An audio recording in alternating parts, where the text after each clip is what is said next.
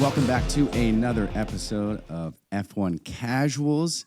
Mike, we have a very special episode today. We have some very special guests. But before we get into that, quick shout out. Boxing Rock, you're here. You know it.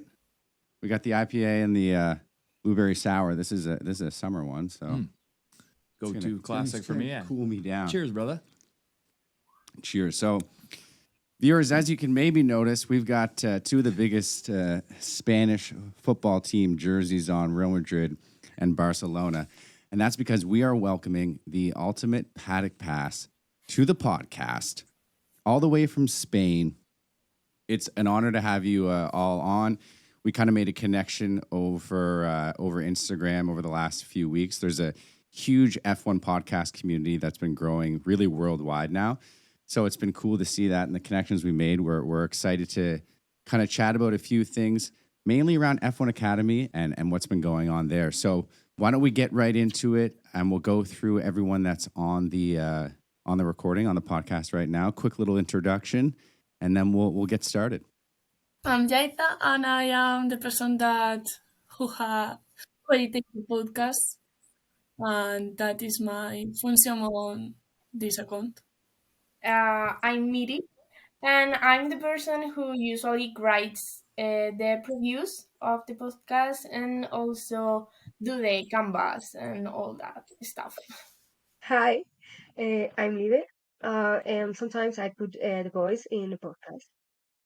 I'm Rebecca, and I usually do the schedules for all the categories and post them on Instagram, and I'll help out on Instagram mostly. Right on. Cool. I'm pretty much kind of the mastermind behind this, kind of. I'm mostly using the Instagram and following live timings and putting all the results out.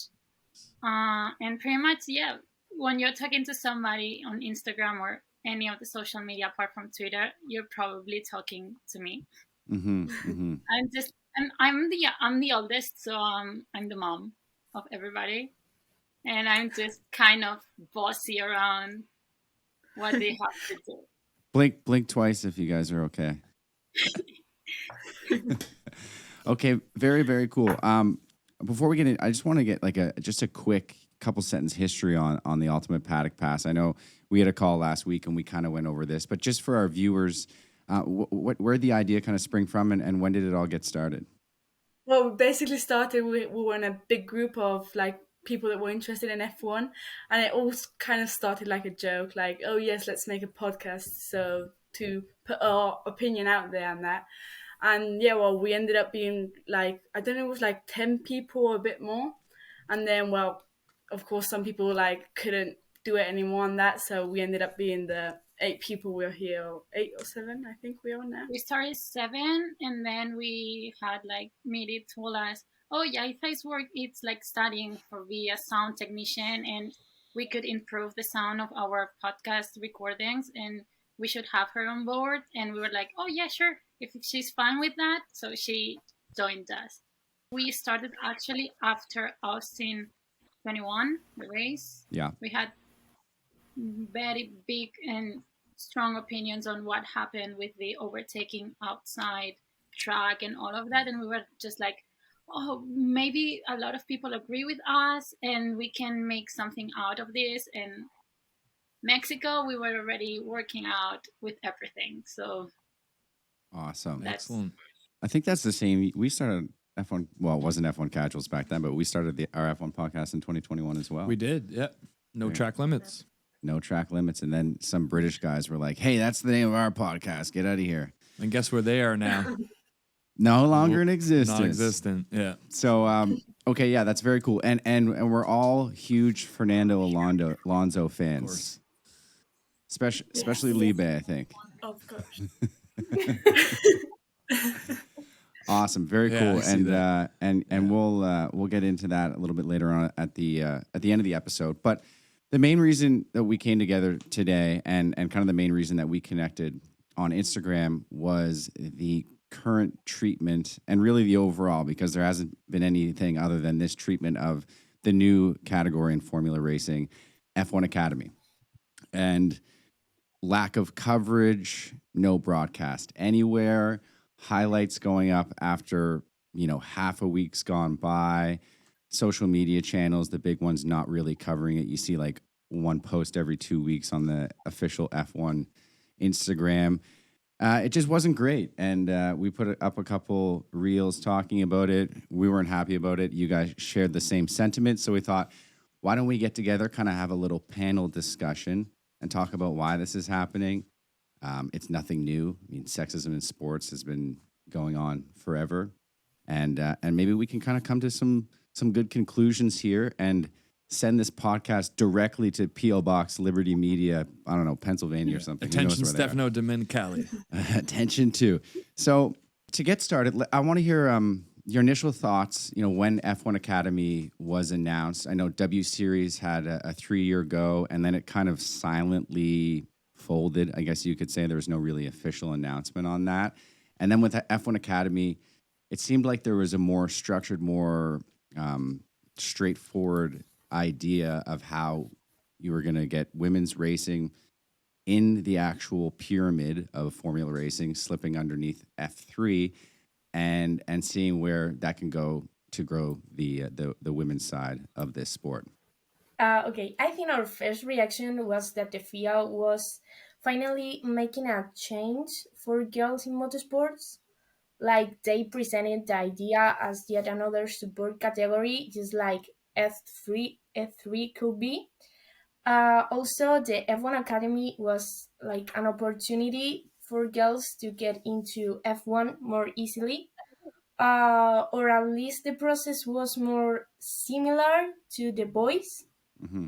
And for me, that was great because it seems like a step forward in terms of equality. But then they announced that the races were not going to be broadcasted, and they saw that they were already underrating their series before it even started. Like, in the end, the F1 Academy is like a women's series, but under the power of the FIA and without people being able to watch the races on the TV. And it's like FIA talks a lot about making a change for girls and empowering us, but then that comes to nothing. You could actually see it coming. Like, when they start praising something and it's mainly women, then it's not going to be like they painted it. I know. I mean, we see it over here in North America too. It's really it's kind of just to get brownie points. There's nothing actually behind it. That's why we say talk is cheap. Yeah, and especially here in Canada, where hockey is at the precipice of our sporting pyramid for sure. The Canadian national women's hockey team has outperformed the men's team, in certain areas, Olympics and whatnot. And I mean, the funding that they get, the coverage that they get is minimal compared to the men's team. And, this seems to be a global issue. And I'm really glad that we're able to come together and address this and really promote the sport. From what I've seen, in all aspects of sports, women are really, really taking charge. Arsenal women's team sold out Emirates 2 weeks ago. We had a WNBA event here in Canada for the first time, and it sold out an 18,000 person stadium. So the fan base is there, the support is there, and now we need these media organizations to help promote women's sport so that they can advance and rightfully take their position next to the men. I mean, there's been, to touch on that hockey, I mean, we've had probably 3, 4, 5 women's hockey leagues that have been started with good intentions, and then there's really no follow-up. There's no coverage. There's no sponsorship. It's basically exactly what's happening with F1 Academy, and we still haven't really, and I say we collectively, haven't really been able to figure out how to follow up and keep these leagues going, because I mean, our other host that can't make it today, Greg, he mentioned, if you invest in women's sports and broadcast it and stick with it, it's been proven over and over again that the viewership comes, the popularity comes. And another, I mean, thinking about not even necessarily women's sports here. I mean, if you remember recently a football team in England in like the 6th division in Wales called Wrexham. No one cared about Wrexham. And then all of a sudden, Ryan Reynolds, Canadian legend, he partnered with an American actor, Rob McElhenney, bought them, promoted the hell out of them. Now they have millions of followers on social media. Their games are broadcasted on our national broadcasters here in Canada. And you've got basically a cult following. So it's there. And I guess, you know, the next kind of step in this conversation is why are the FIA, FOM, why aren't they following up when it's pretty clear to see that if you invest in it and you stick with it, then you're going to get that reward? I mean, I think if they show us in the media like they do with F1 or F2, that could be improved more about the investment, because I mean, can more people watch F1 Academy or women doing motorsports, which is inspire more people to see that women can do the same things as men. And I mean, it could be much better for everyone, for the teams, for the women's, for the F1 also, to see how can we go the step. Yeah, I couldn't agree with you more. And the talent is definitely there on the grid. From what we saw in Valencia and Austria, many overtakes, capitalizing on mistakes, wheel-to-wheel racing down to the last laps and even down to the finish itself. So for me, very, very entertaining, very, very talented group of women that definitely deserve to be promoted and deserve global broadcast. Yeah, you need a concerted effort across the board. I mean, we're looking, TSN is kind of like our ESPN, and there's an ESPN women's Instagram account, and they posted about Bianca Bustamante's win yesterday. It was a week ago. Like it's across the board. We can find information in F1 about F1 Academy in a motorsport website in Spain if the winner is Spanish. So how's that work? So for example, both of Marta's wins, you have an article written about it. And I think Nerea also finished on a podium, so you have that also on the website. But I saw Bianca's win not only because I was following the live timing, so you couldn't even know what was going on, because it's just, you can see the numbers, they are going through sectors. If they are not in sector 3, that means they crashed in sector 2. That's all the information you can have when the actual race is happening. So the only reason we knew about the win was because we were watching the numbers go up and down while the laps were happening, or because we follow Bianca on Instagram. If not, you would never know that she was the first ever woman coming from the Philippines that she has won ever in a motorsport event. Not only Formula something, no, motorsport event. It's huge. Well, there's a couple of great storylines already coming out of F1 Academy. I mean, you had Hamda El Kubase, who won the race 1 in Valencia this past week. She shattered her arm 4 months ago and was not supposed to be ready. Because we were following actually the other category that goes with that one. What's the name? Formula Regional Middle East, I think it was. And they are like the supportive one because it's F4. And you could see those races on YouTube. So if you watch, full race and qualifying, both things. And but they were way too early in the morning for us. So, but you could see the highlights later. And if you went to the Formula Regional or the Formula 4 YouTube page, you could watch the races. And it was an awful accident she had. The car was a complete wreck. And I still don't understand how she managed to get into the car. Survive in Austria. and she got a podium in Yeah, Austria it's- as well. So let alone. That's crazy. So I mean, so like, there's great storylines. I mean, Athlete, like why do you, when, I don't know if there's really an answer to, I mean, there is an answer, but I don't know if we're ever going to get it. But why do you guys think that, whether it's Liberty Media, F1, FOM, why are these races not being fully broadcasted? Because we talked about this.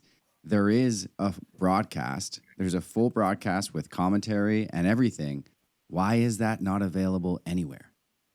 they're afraid. They're afraid to succeed. Right? and it, yeah, Afraid to succeed. Because if women, talking about the five of us and the other three girls that cannot be here, when we like something, we just go head first.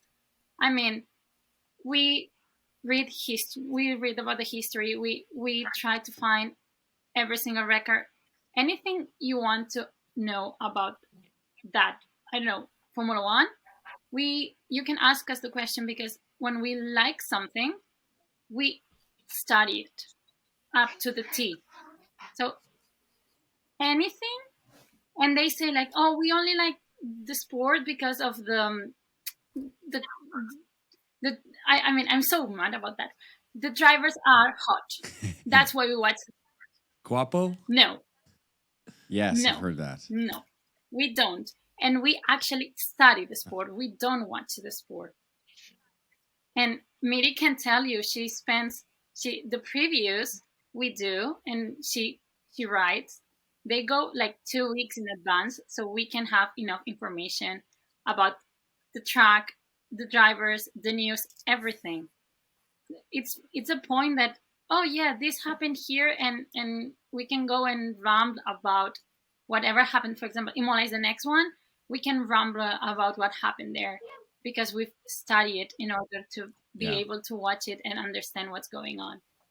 That's a very good point that you bring up there. Do you think the powers that be, in terms of how they want to market it, they think the average female fan just doesn't care about the full race? And not only female, but everybody. They just, and it's not like the races are long. They are 20, 30 minutes. Yeah, like 17 laps. Yeah. Well, in Valencia at least. I think the point is that it's because it's women racing, and they don't think it's going to be as exciting, when we are pretty much crazy when it comes to adrenaline. No, yeah, it's true. When we are, see, try to get into a car accident with a mom that has the kids inside the car. Yeah, you're right. Yeah. We adrenaline makes us go crazy, and you can see the overtakes in the highlights. They go Do and there's no remarkable space. things. They are crazier than Mark Market, and Mark Market dives in, and if you crash, and both riders are out.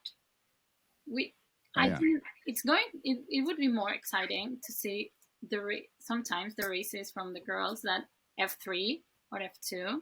And I'm saying this after what happened in Baku, that 5 cars were last lap, they were against the wall. Yeah. We've talked about this before, how like if you're complaining about kind of F1 and it's sort of boring this year, if you go to the lower categories, it's more exciting to watch. And yeah, to touch on how competitive females are, I remember growing up playing soccer. Sometimes we would practice side by side in fields with, it was under 18 boys and under 18 girls, and then we'd scrimmage at the end of practice. Those were the most intense scrimmages ever. And oh yeah, the women wanted to come up and take out the men. What's with show the them what we jersey got, pulling? You know what I mean? Everything. And then you watch women's soccer competing. I mean, you could see you've got Sophia in F3. She's good. She's not at the top of the field, but she's never the last. There are boys behind her. You know what I mean? Yeah. And I'm not trying to say that. I'm not trying to say that our competitism, like women, it's bad. If it's just adrenaline hits us different, and we kind of scheme and try to find and pay attention to detail, and that's when we can find a gap or a spot that somebody would not think it's there and go for it. And that's why I think it would be interesting to be able to watch more than highlights of the F1 Academy.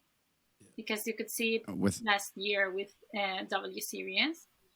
They would scheme where to pass each other and go for gaps that no one could see.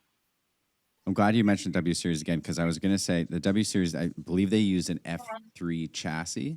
Do you think it was a mistake for the F1 Academy to use an F4 or Formula 4 chassis?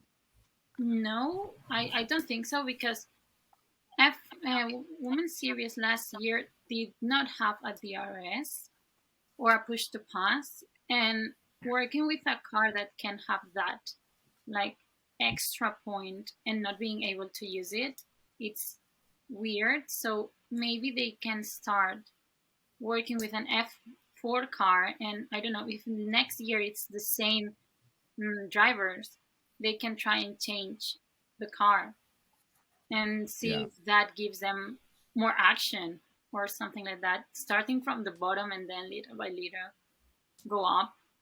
Some of the women that are involved in this have been in other series, more competitive, and then there's also a few that are just getting their first shot at open wheel racing per se. So you would think after a season, everybody understands what's underneath them and whatnot, that they would be able, they should have access to more power, more opportunities, stronger liveries, more development, because that's only going to increase their skill ability, which is ultimately going to make them more successful and the sport more entertaining, which is what we're all here for.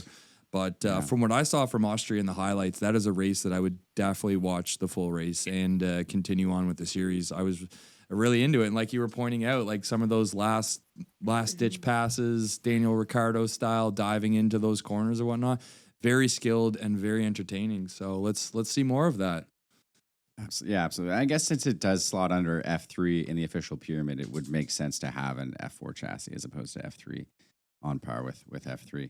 I want to talk about Susie Wolf, who is named the director of F1 Academy. And I think when that happened, we all thought that was great, a great move. That's a person who has a lot of pull and a very prestigious figure in formula racing. I don't want to put like the way I word this, I don't want to like blame Susie whatsoever, but do you think that she's not being given the reins to take F1 Academy in the right direction? Like, what are your thoughts on her and what she's done so far with the category?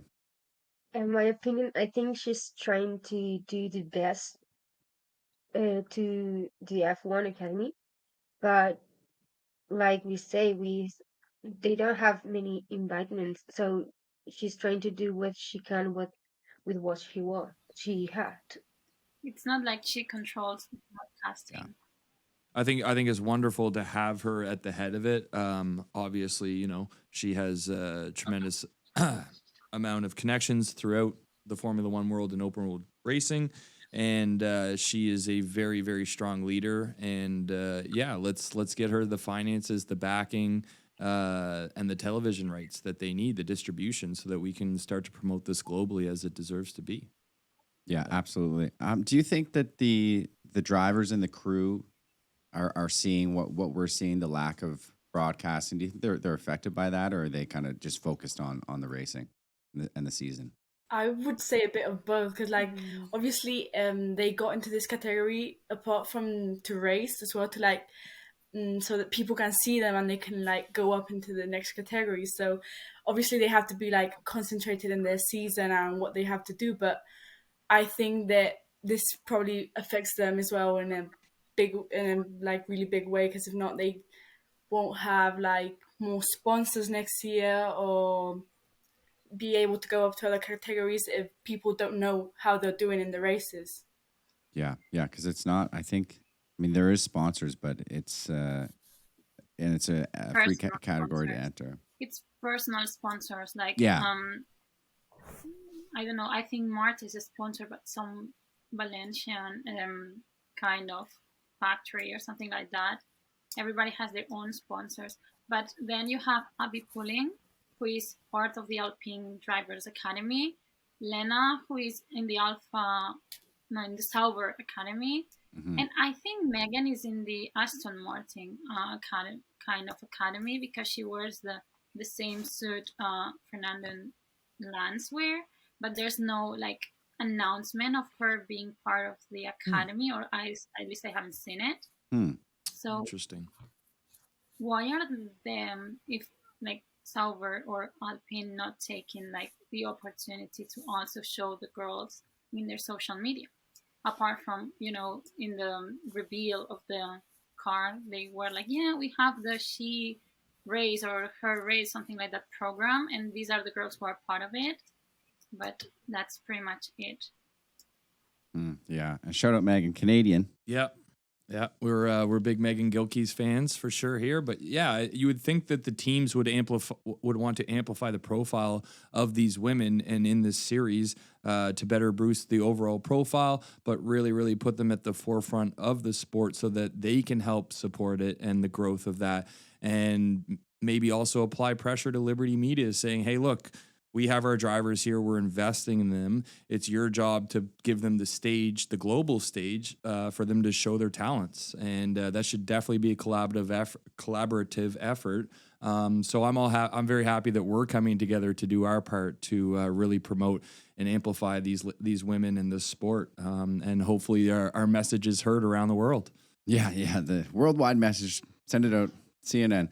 I want to touch again on Liberty Media and their takeover of F1. They're an American company, and you have Drive to Survive. I mean, I'm really into F1 and Formula racing overall. I can thank that series for that.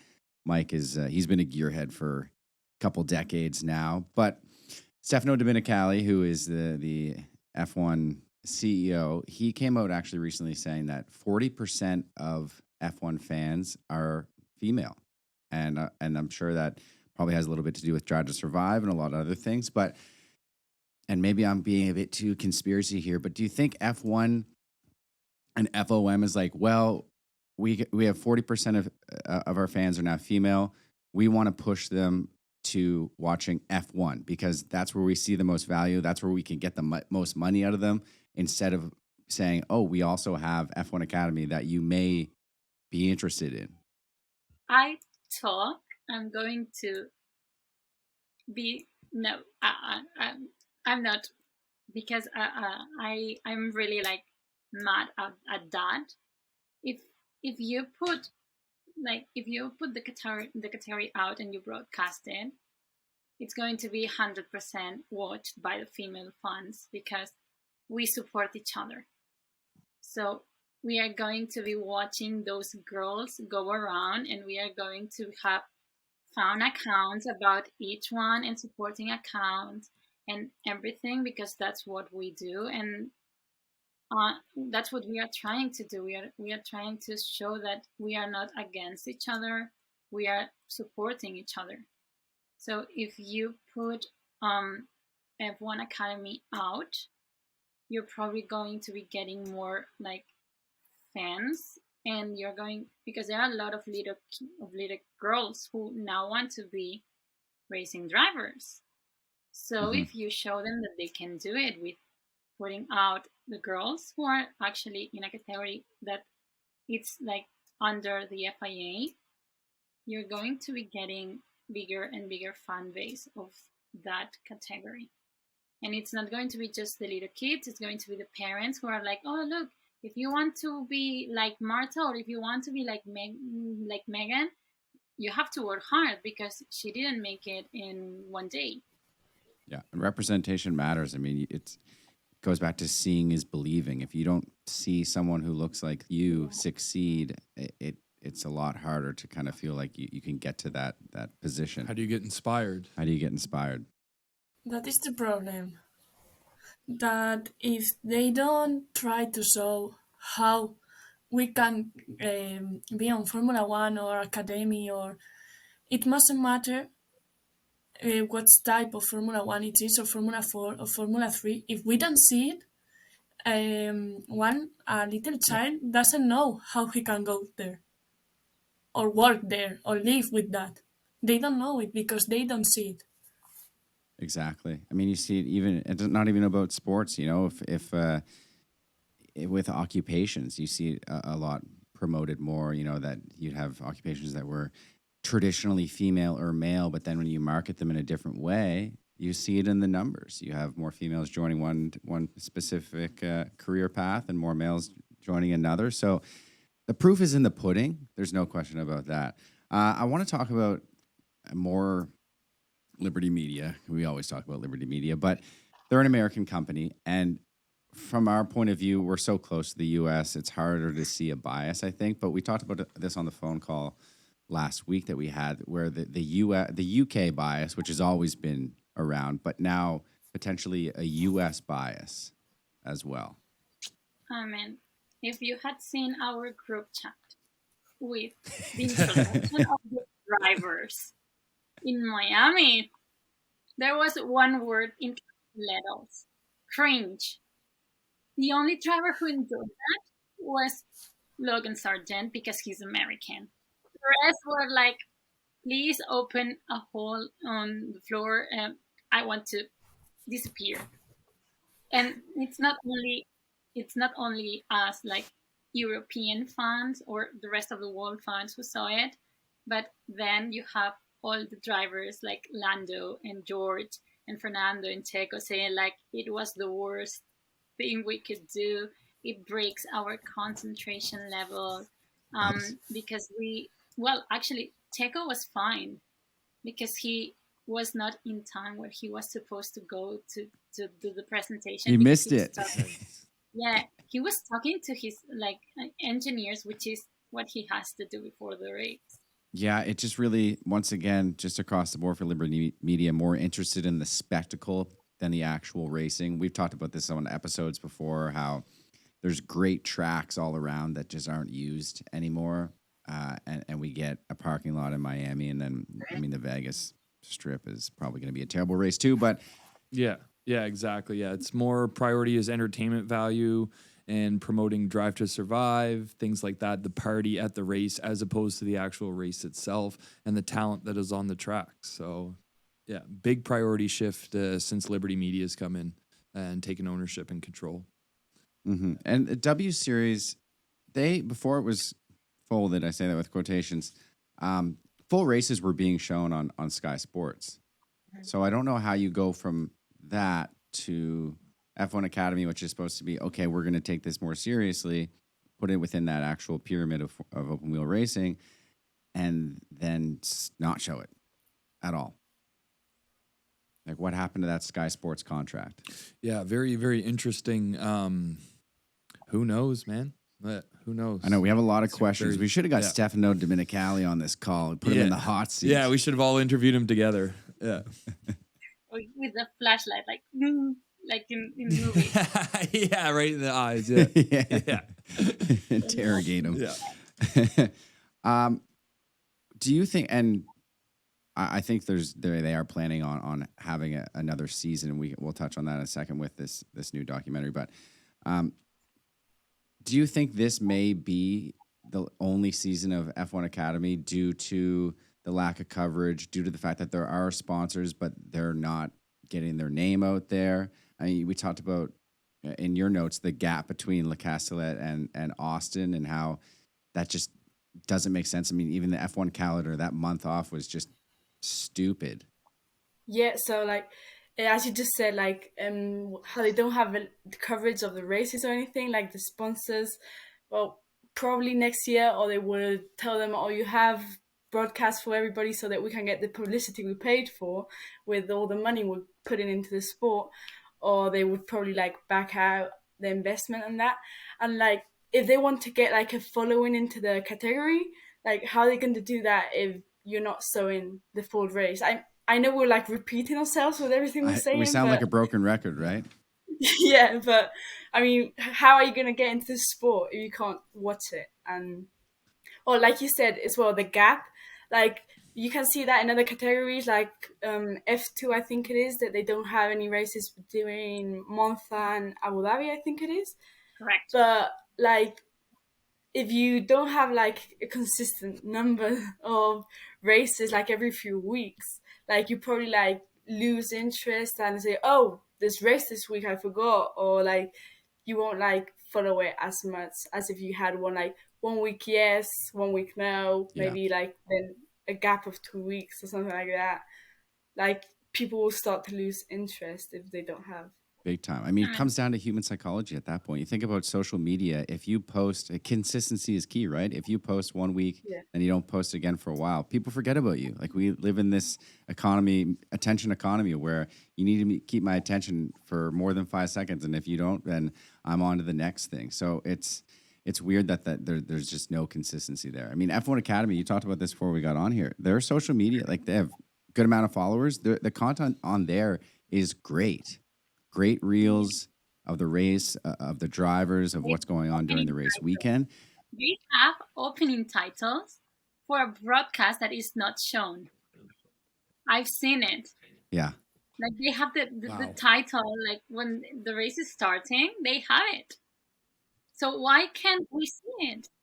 Yeah, it seems like the infrastructure is there, like the setup, like F1 Academy is doing their bit, and the organizers, Susie, the social media. Everyone's there. Someone's paying that commentator to go through, do the whole race. Someone's paying that cameraman to film the whole race. Where's the global distribution for the image rights, for the television rights to be broadcasted on Sky, BBC, ITV, whatever, right? And then it's picked up throughout the world to really elevate this platform in this series. And it's again, I guess the investment has been there, but again, we need to promote sponsors, we need to promote drivers so that they can generate more revenue, so that they can put it into development like we see in Formula One. That's how Formula One got to be what it was, through sponsorship and development.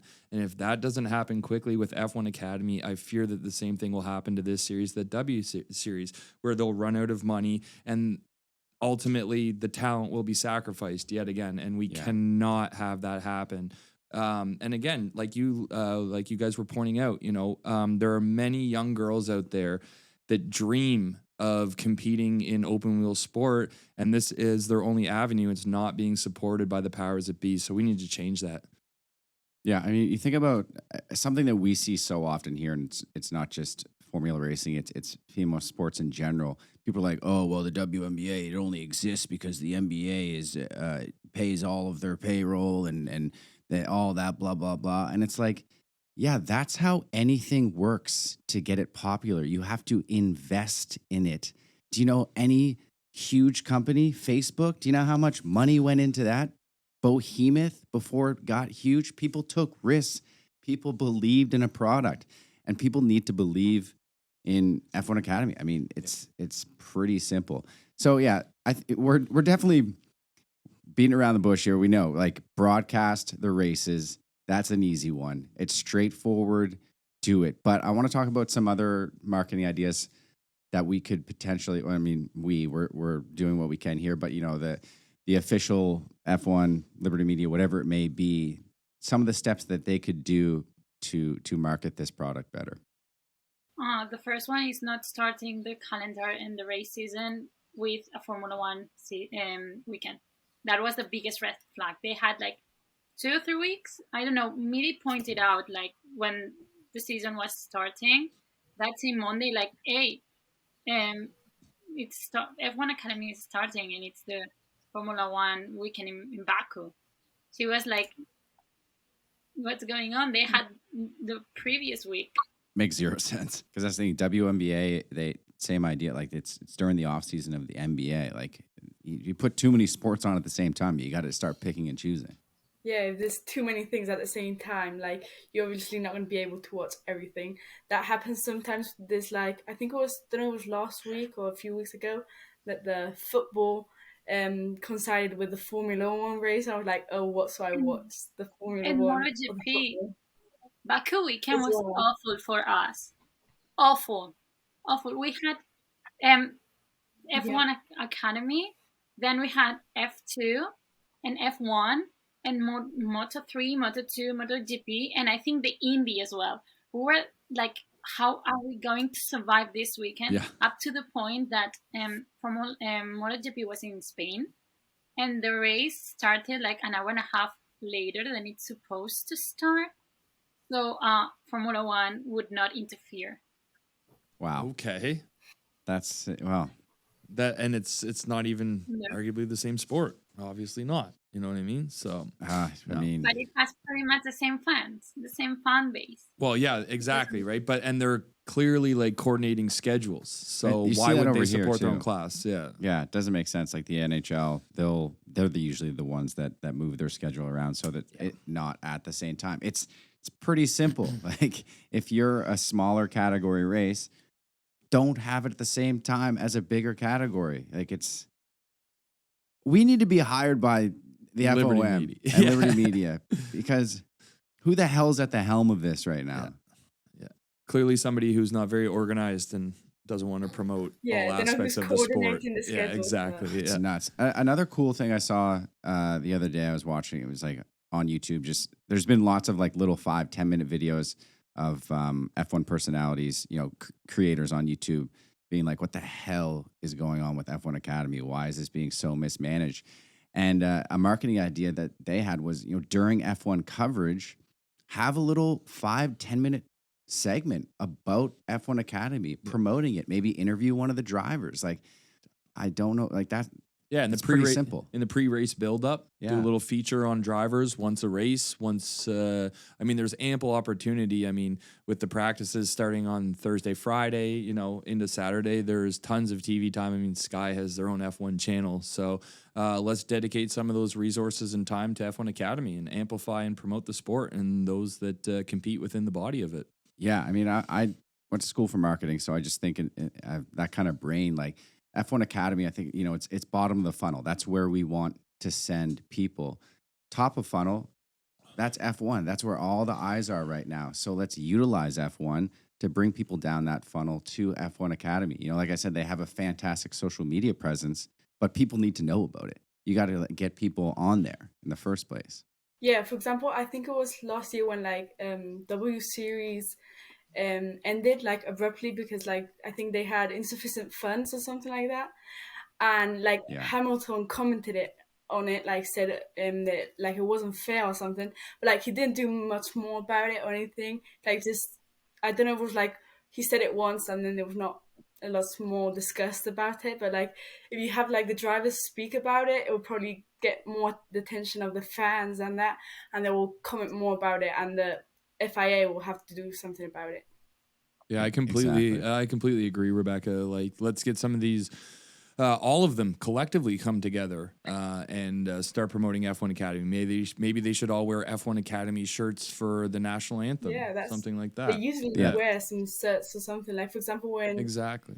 I don't know who like we raced as one or something like that. So like yeah, Black Lives Matter and things like that. Yeah. Family, let's say. So they should also like put an ad or something, not just more support from within the community. Yeah. I mean, once again, super easy. And you mentioned Sauber, there's an Alpine. So why not get the Alpine F1 drivers or F2 drivers in a little segment with the F1 Academy drivers? I mean, Alpine has so many, like Victor Martins and Jack Doohan. He's Mick Doohan's son.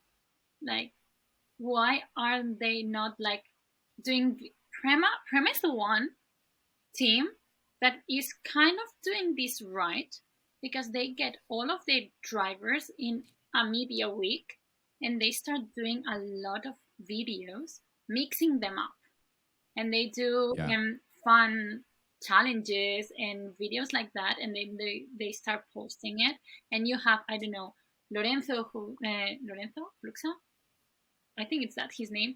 He's a Spanish driver who drives in Freca, and you have him with Bianca, and then you have another one from another category, and they mix them up, and they do these kind of fun videos, but you have the girls there.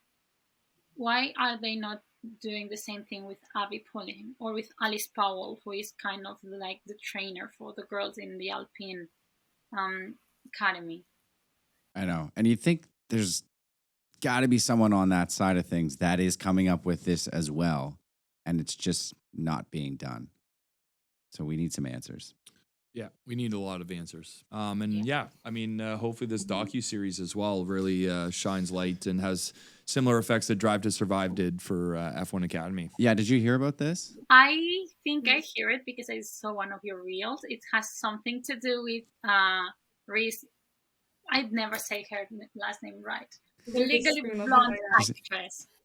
She's with Reese her spoon. With her Witherspoon, spoon, yeah. yeah. Nice one, yeah. I Yeah, like yeah. that. So yeah, her production company, Hello Sunshine. And I think this is Correct. very early talks, and this is why I think we can count on at least another season of F1 Academy happening. I mean, it'd be an absolute disaster if it was only one season. But Hello Sunshine's in talks with F1 to produce a docuseries around F1 Academy, and I know at the end of the day, we want the on-track product to be the reason that people are coming back to see this category. But you look at what Drive to Survive did for F1. I mean, it certainly works. Yeah, So Got I a think lot it's of new fans into the sport. I think it's a step in the right direction. Yeah. And then actually, if there's something that during testing, I think it was, Spanish commentators said, and they said something about women being now more involved, not only as fans, but in the team's structures, up to the point that those teams were going right in the right direction. I think it had something to do with Aston Martin, and they said that that's because we pay attention to detail, and there's something men can not do or something like that, and that's why some teams, hence Red Bull with Hannah in the strategy team, get so far along, and they are on the top of the grids. I'm not. I have to find the actual words, but it was something like in those lines. So the top teams are those who have more women in their teams. Yeah, I Right? remember it was Yeah. That's not surprising at all. Pedro de la Rosa, I think No, it it was, was or Lovato. Tony. It was Tony Cucurella, ex F1 engineer. He worked in Ferrari, like in the golden days of Ferrari. The top team, Red Bull, has women in charge of taking important decisions. That's why they are a step ahead.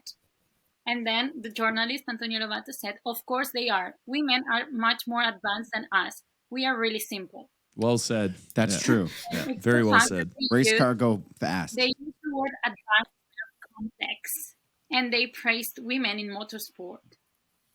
Because that's the difference between respect and trying to make us inferior. They use the word advanced. That's why we talked about and we liked it so much, because they did not use the word complex. And we were talking about that. There's a lot of people actually in big teams that are women. You have Charlotte, who used to work for McLaren. Yeah. And then you have the before and after in Lando's interviews. He was so well media trained when he had Charlotte. Charlotte left to work in the W Series. women's series, and McLaren then was all over the place with Lando, and he said things to the media that he should not have said. I think another good example of that, I can't remember her name, but Sebastian Vettel's press secretary or press rep. She was with him for his entire career with Red Bull, and then followed him to Ferrari, and then again to Aston as well. I just can't remember her name. Rita Roske. Yeah. That's it. Yeah, that's exactly who it is. Yeah. Well, actually, There we Always knows. when it comes to Fernando/Aston news, Formula One in Spain knows everything. So he liked so much the press chief, who was a woman, that when he got to Aston Martin, he was like, I want her to manage our media coverage. And Aston Martin, I don't know how much they paid her, but they got her on board. Excellent. Nice. Yeah. Nice. So, I feel like that might be a good segue to Fernando Alonso, the reemergence of Fernando Alonso, which we love here. And I'm pretty sure that's why we relaunched the podcast this year. But most of you, I believe, are Fernando Alonso fans. It's kind of like Carlos Sainz, of course, is great, but Fernando's kind of the first love. You grew up with him, grew up with his championships. How does everyone feel about seeing his success so far this year?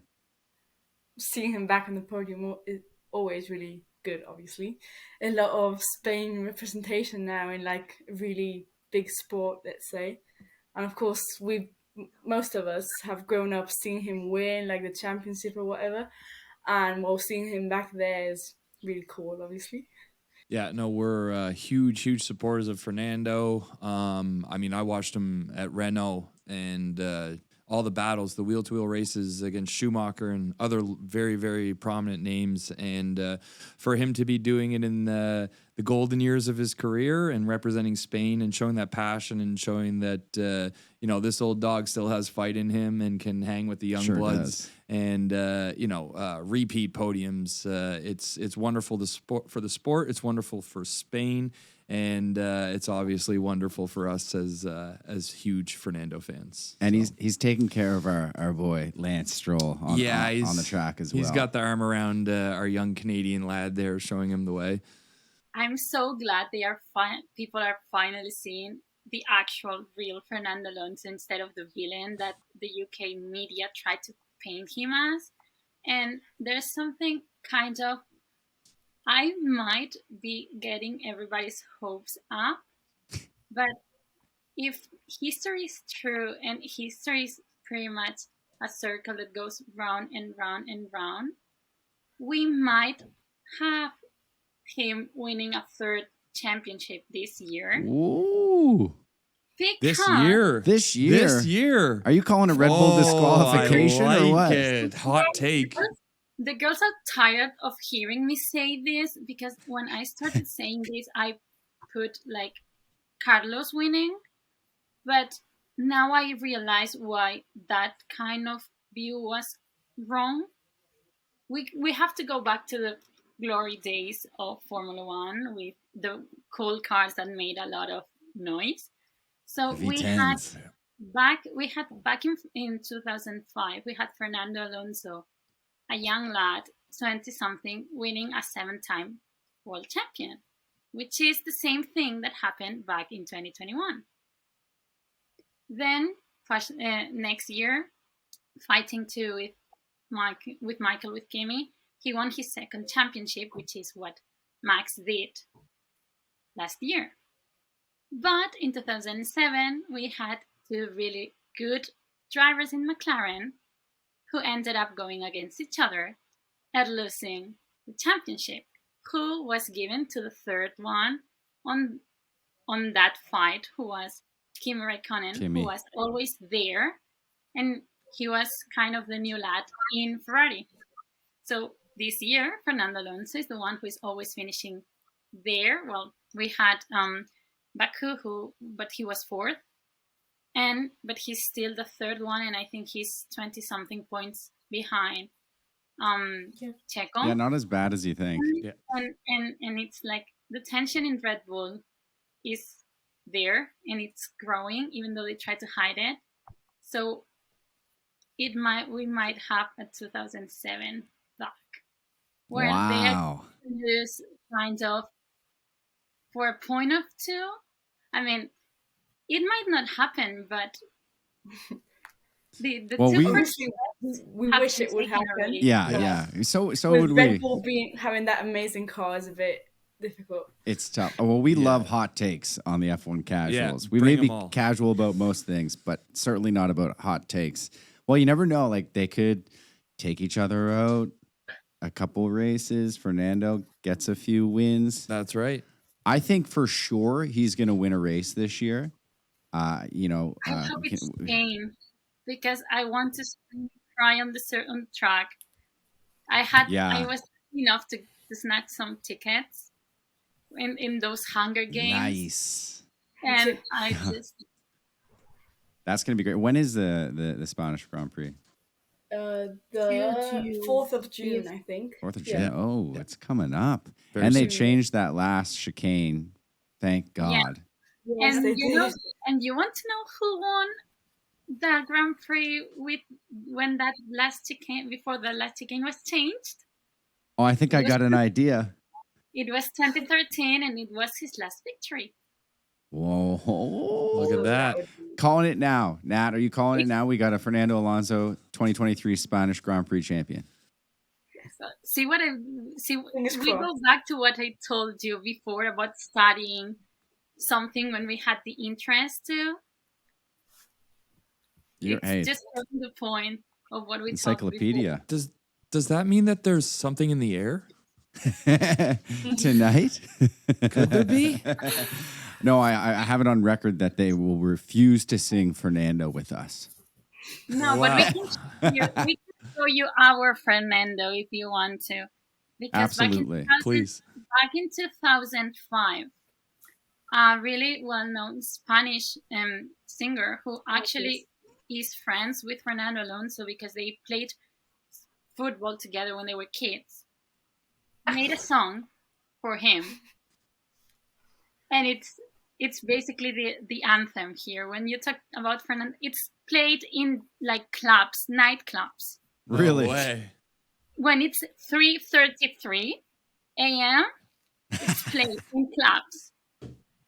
That's So yeah, Ramblas. okay. I Well, have we to say- need that song. I have to say, I think it was 2 weeks ago, something like that. I went to a party with my college, and they put that song because everybody was with the mobile, saying, "Please put Request that it? song Yeah. because Yeah, Alonso is gonna win." That's great. Australia, I think it was because I don't like going out when it's race weekend because I like to be fresh and get all the data and stuff. Yeah. But a friend of mine texted me a video. It was like 2 or 3 a.m. It was free practice 3. And on the club, the big screen was just broadcasting the Spanish coverage of free practice 3. Up My to kind that of nightclub. Yeah. that point is the fever of Formula One back in Spain. Love to Yeah, see now- that. Yeah. Everywhere you look, you see something about Fernando Alonso. I was the other day Yeah, in a concert and I saw people with like Fernando Alonso bracelets and stuff like that and T-shirts. I was like, oh my god. I mean, I can remember being in Spain in 2005, 2006, and I believe he was with Renault at that time. Yeah. And anywhere I'd go, Ramblas area, aquarium, whatever, there was Renault gear, Alonso gear everywhere. And yeah, I mean, Spain has always had a very large sense of pride for their national athletes, and Fernando at the top of that. So it's great to see that that's continuing and translating into nightlife as well. Oh, yeah. Love that. You know, we're crazy when we make a joke about Fernando dating Taylor Swift and ends up everywhere. Yeah, I did. We got, I don't know if you saw, we got an AI version of Taylor Swift singing Fernando by ABBA. We created it. It was Yeah. okay. It wasn't bad. That's amazing. Well, you're going to have to send us that song, and we're going to play probably a little Yeah. snippet. We'll incorporate it into the episode Yeah, for 100%. sure. Yeah. We're still waiting, but he was supposed to get the 2.0 version last year because everybody was Oh, no asking. way. Him. Yeah. He's going to have to this year if Fernando wins a race. Yeah. No Yep. question. That's awesome. Well, you know what? We've obviously pointed out a lot of issues with the way things are run right now.